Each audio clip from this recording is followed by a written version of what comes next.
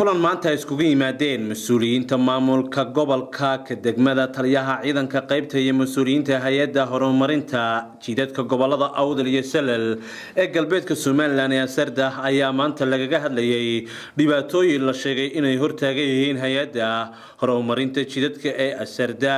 Hay'adda Asarda ayaa hadda gacanta ku haysa dhismaha jidka isku xidha Lowyacado iyo Boorama, waxaana mas'uuliyiintu ay digniino kala duwan u direen dad iyagu la sheegay inay hortaagan yihiin dhismaha jidkaasi.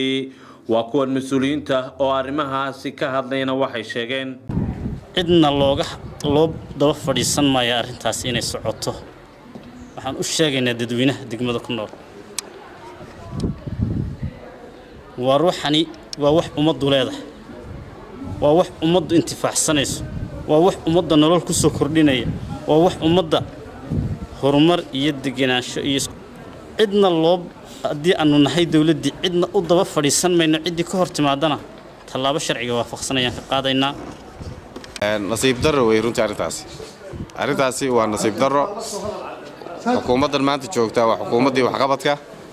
waddadaas waxay ka mid tahay mashaariicda halbowlayaasha waa gobolkan, waxay ka mid tahay mashaariicda u baahan yihiin deegaanka dadka ku nool inay helaan, waxay ka mid tahay mashaariicda soo celinaya nolosha shacabka sida tan maanta Kalabayd iyo Boorame ay dadka ku nasteen iyo gaadiidkii xoolihii. in tanna maanta dadka Djibouti tagaya ay ku nastaan bal doonay. annaga xukuumad ahaan siyaasadayada waxa weeye in horumarka laga shaqeeyo. talabaad murashaxa xisbiga maanta aanu ka tirsanaa annagu haddaan maamulka gobolka nahay ama haddaan barasaabka anugu ahay ama xukuumadda aanu nahay ee kulmiye wuxuu ballan qaaday safarkii aanu ku joognay Ingiriiska in mashaariicda ugu horeeya uu dhammaystirayo haddii 40 bilood laga gaartiin waayo oo aan dhacayn laga gaarsiiyo in ay lambar 1 ka tahay gobolka Awdal mashruuca waddada halka maraya.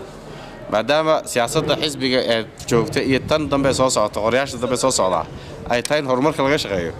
degan Boorama galbeedkayga laga bilaabo Boorama ilaa inta ay ugu sokayso Boon waa 43 kilomitir.